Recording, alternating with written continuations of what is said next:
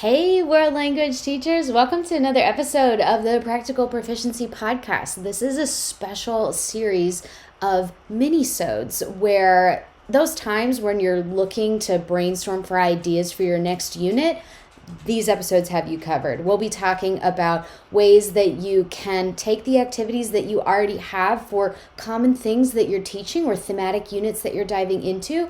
Today's will be about a special cultural topic and ways that you can make it more exciting, have some new things to add to your toolkit, and some really cool ways to explore the really common things that you're teaching every year. It's like having a little teacher brainstorm session right in your pocket so that you can listen to it while you're doing lunch duty or car duty or on your way to work, all that good stuff. So let's get started with today's mini-sode unit idea deep dive, which is, it's carnival season, which is my favorite season to be a Romance language teacher. I used to teach Spanish and French, and I had the best time ever with this because I taught French and Spanish. So I would have that beautiful transition that everybody hates of French 1, and then my second prep would be Spanish 2. But one of the ways that I made this weird transition work and still had actually a lot of fun with it was connecting some of the cultural themes and ties that these two global languages have in common, which is the ever popular global celebration of Carnaval, which has so many ties between these two languages that we have so much that we could dive into with this. And it was also a really easy thing for me to do that would reduce a lot of prep for me if you're in the same boat as me as both a multilingual teacher, but especially if you teach both Spanish and French.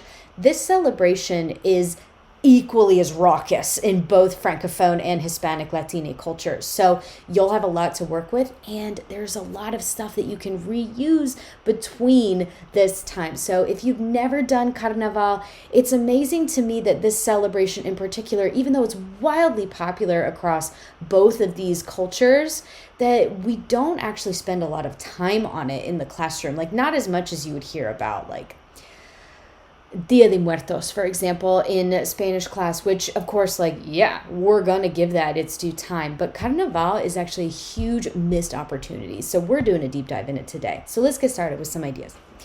First of all, if you've never worked with Carnaval before, here is the reason I love Carnaval. When I was a French major, we talked a lot about Carnaval through the lens, of course, of Mardi Gras, which is the Carnaval celebration that we have here in the U.S., but also through the various carnival celebrations that happen, like Carnaval du Québec, or all of the carnival celebrations that happen across Francophone Europe, like in Switzerland. Literally every country has one. Anywhere that there's any kind of Catholic history, there is going to be a Carnaval celebration because it's deeply tied to the history of colonization. So there's a huge, immense treasure trove of ways that you can talk about mixed culture and cultural interactions with Carnaval, from the ways that it's celebrated in Europe, from its origins in that Catholic culture of Fat Tuesday, all the way up through how did this celebration become an expression of New World identity with the way that it mixes indigenous cultures,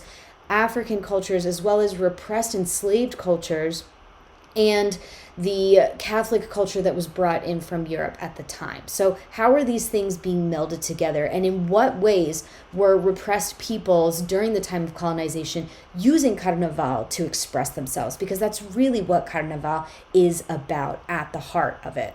So there's so many things that you can do with this holiday. I would say that first, one of the things that you can explore is this idea of freedom of expression.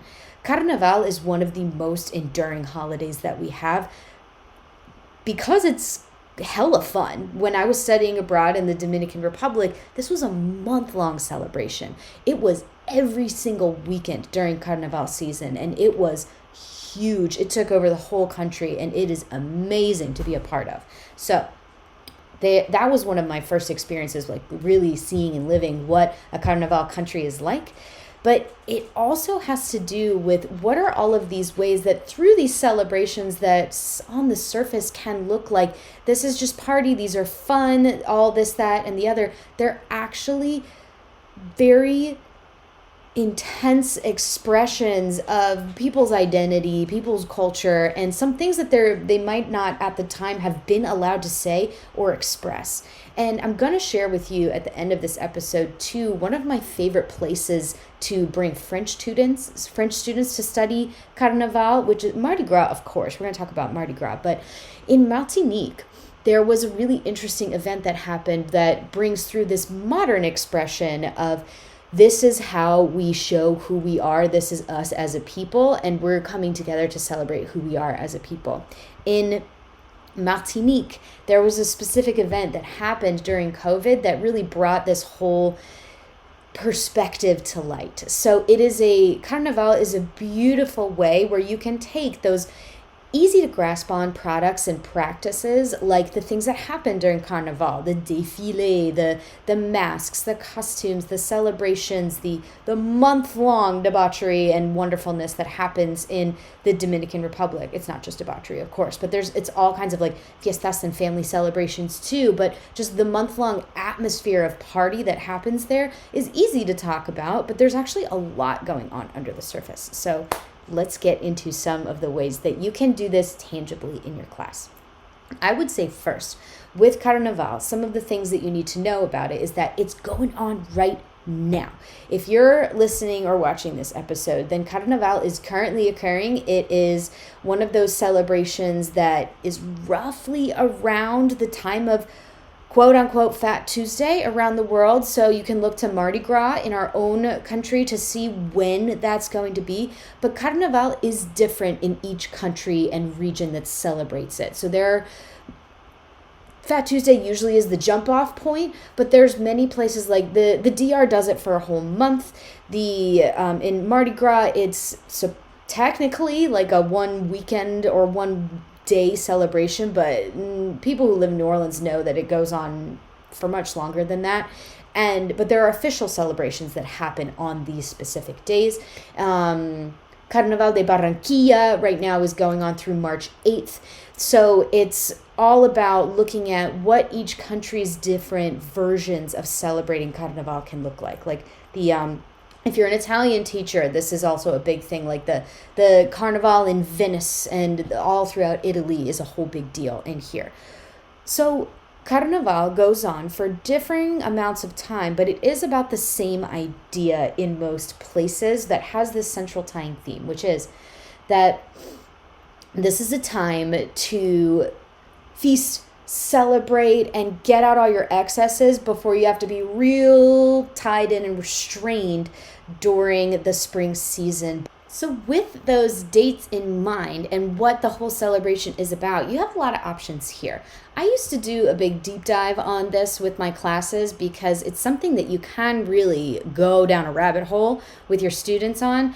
Or you can also just show a couple clips from different places around the world and say, hey, this is what's going on right now. Let's focus in on this one area and do a group focus on one specific place if you want to. So there's lots and lots of different ways that you can do this. But I would say one of the important things and themes to explore is, of course, what is the folklore that's being expressed in each cities, regions, countries, different versions of Carnaval. What are the things that they are saying, or this is me? Because that's one of the reasons I believe very strongly that Carnaval is a hugely important celebration to emphasize, is that it's so tied to what countries believe to be like, this is us, this is who we are, this is what we're about, which is a great way to showcase national identity, cultural identity to your students. So I would say look at that and see how many different ways can your students explore and dive into different expressions of identity within a specific culture through this celebration. There's also, it's a nice tangible way to look at it with Carnaval because people will make giant posters. They will make paper mache costumes. They will make all kinds of masks and different things that relate to what their area is, their city is, their region. And I would say too, like very much the region, like in Haiti, every city has a different version of what they make for Carnaval. And so does the Dominican. Like if you go to different cities during Carnaval, you will see different masks that represent different important aspects of that identity. It's kind of like, I'm from the Philly area, and it's like the Mummers Parade, which is also kind of part of that whole like idea of Carnaval, where on January 1st every year, in Philly, we do a big Mummers Parade where each neighborhood has a different version and representation of what their mummer looks like. Another fun thing to deep dive. So let's get into some project ideas for what you can do for this. Something that I used to do for Carnaval is a student-led inquiry discovery type project, a little bit like PBL. And if you do project-based learning, this is a great way to explore this. But I gave my students some loose parameters, put them into groups that they could self-select, or if your students are not, in the self-selecting type, you can also make the groups for them. But I asked them, hey, please select from this list a couple of countries. And I gave them a list of what those countries were. These are some famous, easy to research, popular Carnaval celebrations. And there's at least 12 for French, for Spanish, and there's plenty for German, there's plenty for Italian as well. Because for German and Italian, what you could do is what specific cities are doing and things like that. I would also say too that you have lots and lots of different options of what you want this project to look like. I made it like a 2-day thing where they had some time in the research library area to look up things on their own, and I asked for them to make some sort of final product with it. Like make a PowerPoint with your group, make a Google Slides deal, make a poster if you want. But what I'm looking for is answer these few questions for me. What is the folklore you see represented in this? You're going to have to explain that question because they don't really know what folklore means. What are some of the things that you see are like a big part of national identity? And then the way that you can incorporate target language into this is ask them to describe when each celebration is. What dates are they? What times are the major events? What do you see in each picture of the major events? What do the major costumes look like and the major themes of things look like? And ask them to describe things in the target language. If they're not at that point of describing things in the target language to that degree or depth, you can modify this to be all kinds of different things. But I would say put some sort of target language emphasis on there. If you don't have a lot of time for a project, you also don't have to ask your students to get up in front of everybody and present or anything like that. Or if you're like me, and many times we're just looking for a last minute thing to do, what you can also do is do a simple picture talk to explore these different celebrations and places. And I would say that with Carnaval, it can be as simple as a 10-minute quick Google search of images for Carnaval in specific areas. I would keep it to like 2 or 3 specific places unless you want to do like a big overview of what Carnaval is. And put some of those pictures together in a super quick, like, hey, these are 10 slides. You don't have to put anything else on there, no other language. If you only have 10 minutes, grab 10 pictures and just start talking with your students based on the pictures that you see. That's a really easy, quick, no prep way to do this. If you would like to do a more robust picture talk, then some of the things that you can do is find specific pictures where you're asking for students to look for more in-depth things, or you can also make sure that they have some language with them to help with the picture talk. But if you don't have any time to prep, you can do a picture talk without any prep except for just finding a few pictures and write on the board as you're talking the phrases that you know your students will need. What are the things that you're saying more than 2 or 3 times? Those are the ones you should put on the board. I would also say too, another idea for you for any of your lessons for this is Carnaval, and any kind of Carnaval celebration, Mardi Gras, all of that is because it's celebrated in so many places. It is comparison city. And comparisons, comparing and contrasting and finding like, what do I have in common with this celebration, or what does this Carnaval have in common with this other Carnaval that's across the world? You can ask for a lot of comparison language with this as long as you help with scaffolding. Like Venn diagrams are beautiful for these kinds of things, but you can also do it as a class. If especially one of the follow-up activities I used to do is after student groups would take a deep dive into specific Carnaval celebrations, I would ask them to get together with a group that studied another country or another city and say, like, what was in common, what's the same, that kind of thing. And you would give them scaffolded structures like los dos tenemos, things like that. I would also say one of the best ways that you can do this is because this is such a varied celebration, you have so many different ways to explore this, that this is a great opportunity to let students lead the conversation and let students explore. You want to give them a few simple parameters like, this is where Carnaval is located. These are some of the bigger ones, and these are some of the things to be looking for. But otherwise, you can let the curiosity of the student group drive the conversation because it's naturally interesting. There's so much there to work with. Like, there are many times in your class where you might have to talk about some things that are fun for you but are kind of stuffy. But this one, like, this is a global party, y'all. Your kids will have so much fun talking about this and getting interested in this topic. This is definitely one of the highlights of my students here. They all loved talking about Carnaval, and yours will too if you let them lead the curiosity side of this here. So a way that you could do this is simply just ask them, like, what do they know about Carnaval? What do they know about Mardi Gras? And just let the conversation flow, and you can pick up on where are the misconceptions about this, what's actually going on, and get into some of the other events.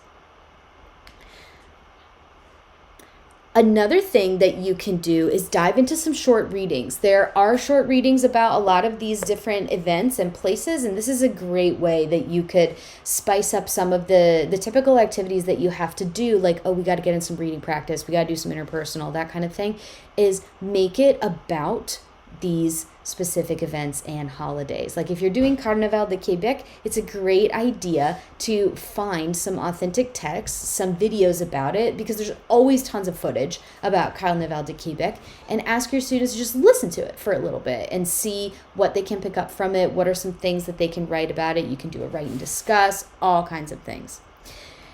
I would say, too, that one of the major things that you could do, which is really, really fun, especially with Mardi Gras, if you're a French teacher, is what can be a collaboration? What can you do with other departments around the school?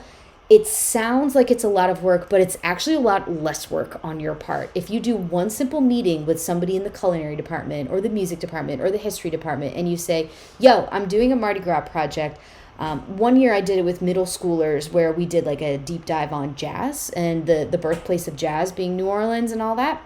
We did a collaborative piece with the music teacher at the elementary school, and he taught the lesson for me. It was awesome because I was doing all this work trying to research about jazz and things like that and finding them a good documentary, but like, kids don't want to sit for a documentary. So it was actually a lot better, a lot more interesting, and a lot more fun when you are able to bring in other experts from around the school to focus in on what is a piece of Carnaval that would be really cool for students to experience from another teacher. So what are some ways that you can collaborate with them? The history department would always be down for it. I'm sure that you can find other departments in your school that would also be like very excited about the cool things in there. The culinary department was particularly excited during Mardi Gras when I was like, do y'all want to make a galette des rois? Like, there's all kinds of things that you can do. With the art department, you could make masks, which again, that's like 2 days of prep that's no longer on your plate. You just have to go down and meet with the art teacher during one of your preps and say, hey, do you have supplies for this? What do you think about putting something together where we can make a cross-collaborative thing going on here? It's awesome in that way. The next thing that you can do is keep in mind that you can always do a really small collaboration. You can always have something that is small scale and then bring it into, hey, if we have more time next year, I'd love to do a bigger thing. That's always an option. Some language-specific things that you can do with all of these ideas is, can you do a virtual field trip? I have tons of those. I'm going to show you some examples of what a virtual field trip can look like if you're going through the lens of Carnaval. Can you do a map talk? A map talk is amazing. It is a skill taught by another comprehensible input-driven teacher, Ben Tinsley, and a map talk is a great way to explore what are the events of Carnaval. Also, if you have multiple preps, like every French teacher that I know, and many Spanish teachers as well. So if you're doing Spanish 2, 3, and 4, and you want to do something that actually makes sense where you have Carnaval in all its different forms throughout all of your classes, then what you can do is put a different spin or theme for each of your class. Maybe you do jazz with your level 1s. Maybe you do food and celebration with your level 2s. Maybe you do the visuals and the arts and everything that's visual land that happens with Carnaval with your level 3s, and have them explore some themes of like what is beauty, what is art, what is identity expressed through visual means, because they're your level 3s and they'd be able to go a little bit deeper on that. Things like that. I would also say too that a way that many teachers lean towards making this doing celebrations and holidays more feasible is, can you find some short, and I emphasize the word short, videos to make this really fun for your students to see, hear, and experience and get more immersive into what a lot of these celebrations look like. However, it's something this fun. Like, this is literally a party. Something this fun should not be a 30-minute or a 60-minute documentary. This is not the time to do that. There are other times that you can do it too, but I would say that with something that's this fun and this vibrant and this alive and active, that a documentary is really going to like put a damper on things, and your kids want to experience this. They want to absorb it. They want to be immersed in it. So there's a lot of other things that you can do that are far more tactile. The last thing that I would suggest to you is with Carnaval, keep it local and keep it interesting. With that, I mean that there are so many different iterations of what these celebrations look like, and your students will have so much fun just by exploring the different ways that people express their identity through Carnaval, even in the same country, how different this can be and what different celebrations look like. So don't be afraid to dive in to different places, but also give your students a little bit of freedom to explore what these different areas are. Because if you do just the, hey, this is Carnaval, it's a global celebration, it's based off these areas and these ideas, it loses the sense of meaning, and you'll get a lot of the sense of meaning when you give them the chance to experience it from more firsthand accounts from specific areas and places. So without further ado, I'm going to show you some ideas, and if you're listening, you can follow along too. I'll describe them for what some activities and ideas can look like for you during this outrageously fun season of Carnaval that we have. If you're looking for some ideas to help you get started with ways that you can do Carnaval in your class, I have for you some examples that you can check out, and there will be some links as well in the show notes below so that you can get these for yourself if you're looking for an easy way to do Carnaval. So this here that I have for you is a Mardi Gras reading with high frequency verbs. It's designed for French 1 and 2, and some of the things that you'll see in here is I have here the high frequency verbs that you need to emphasize a lot in French 1, which are based off of the Super 7. And in this reading passage, what I'm describing here are just the common things that you'll see around a Mardi Gras celebration in a way that's really accessible for students with lots and lots of great pictures. And it also has all of these things that can be tough to do, like your glossary is ready to go. There's tons of pictures. And with this reading too, it's very short. It's really, really short because the focus is actually on the activities. There's a bunch of options that students have to do after they're done with the very short reading that describes like what the celebration is, what it's about, where it comes from, and some cool things they'll see, hear, and be all about, and what they'll like about Mardi Gras.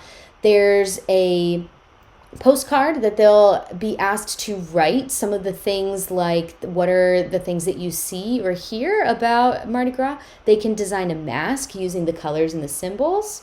And there's also a gâteau de roi activity where they have to make a gâteau and design it and tell us a little bit about it and what's going on. Here is a writing activity that they have to do, and my favorite part here is doing a storyboard. So in this one here, you have a storyboard that you can do where you can read this story to students, and it's just about two kids who go to a Mardi Gras défilé, and they have the story, and then they get to draw out what's happening in the story to indicate their understanding of it. And they can also even write their own or just draw as well. So this is a way that you can, that might be helping you to get some activities for what you can do during this Mardi Gras season. A bunch of great activities. I mean, of course, you're going to have the class party, but here are some ways that you can really bring in the language to it too. If you're focusing on Carnaval de Québec, there's a virtual field trip here for you that might give you some ideas too on how you can explore this through pictures and how it really just makes the whole celebration come to life and be more immersive. In this virtual field trip, I have here for you lots and lots of pictures as well as links to some of the best authentic texts that I've found about Carnaval de Québec, but it's also dives deeply into what are some of the other aspects of culture in Quebec that they can also branch into. It's a very open-ended resource where they get to choose which links they want to explore based on the description or based on the things that you want them to see specifically. But there's over 40 links in here, so they have a lot of things that they can choose between. And it also has a focus on Indigenous identity and contributions to Carnaval de Québec, all of the things that students may not know about some of the origins of some of their favorite celebrations, as well as a lot of celebrations of Indigenous culture in this here. And it also has for you different ways that you could focus your Carnaval de Québec celebrations and language. If you wanted to focus on the events and activities that are in here, there's also a lot of stuff in here specifically about Carnaval de Québec that might be really helpful around singing specifically in here, as well as all of the athlete stuff. There's a lot of stuff in here about sports and what happens during Carnaval de Québec, because it is also a big sport event and an athletic thing. So that is one of the ways too that you can bring in target language into here. This is one of the benefits of diving deeply into a specific celebration for Carnaval, is that you'll be able to make the target language much more specific and interesting. This is Martinique and diving into Martinique during the season of Carnaval. I love this one in particular because Martinique is a small island that has a lot going on. So there's a lot for your students to explore and for them to absorb. And it's also very accessible in terms of the fact that Martinique has a very visually striking and unique Carnaval celebration that you can find a lot of information about. There's also especially all kinds of things with the Martinique celebration that emphasizes what we were talking about at the beginning of this episode, that Carnaval really is an expression of a country's identity. So one of the things that this is focused on is that during COVID, when a lot of other Carnaval celebrations were shut down and people were told not to go outside of their houses, this is one of the countries that decided to ignore that rule and go ahead and celebrate anyways. And there's a whole focus on this celebration of why people chose to celebrate Carnaval anyway, and why they felt that it was important to do so, and why it's an important part of their cultural expression here. It also gets into the Ants Cafal Slave Memorial, which is enslaved culture is an important piece of Carnaval. So it's a great way to bring in the multi-layered identity of the places that you're talking about in one celebration. It is completely jam-packed. What I'm looking at here too, if you're listening to this, is this Carnaval virtual field trip has a lot of vibrant pictures, and you can tell already that there's definitely a color theme with Martinique. They celebrate their Carnaval all in red. There are specific colors that go with it. And there's also, in all of these pictures, these are all pictures of real people from Martinique. So your students will get an idea too of what does the country look like, what's going on there, and what are some of the places, common themes, and scenes that they will see. And the last one I want to show you is my favorite one, which is the Carnival that I actually got to attend. So this is a virtual field trip to explore the Dominican Republic.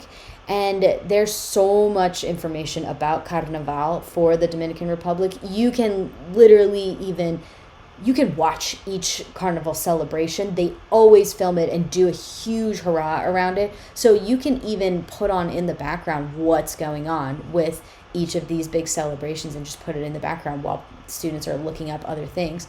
The masks are incredibly varied and beautiful. People spend all year making their Carnaval masks, and they are a true work of art. So there's all kinds of beautiful things that you can dive into and get into. And there's, of course, all these interesting traditions with Carnaval that come with it.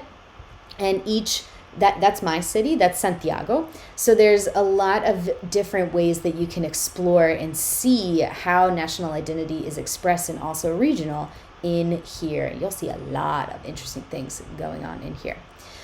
So I hope that this gives you some ideas for how you can make Carnaval really come to life for your students in different ways that it will feel like you can talk more easily and allow students to explore and compare more easily those things that are the most important for us to discuss in a world language class, which is these are the products of a culture. These are the practices of a culture like Carnaval. So how do they represent the perspectives of that culture? And Carnaval is a really great entry point to do that. I hope this gives you lots and lots of ideas that you can do this in a really low prep way. If you're listening to this right on your way to school and you're like, I want to do this today, you've got some options. Or if you want to do a bigger project, you also have some starting off and jumping points for that as well.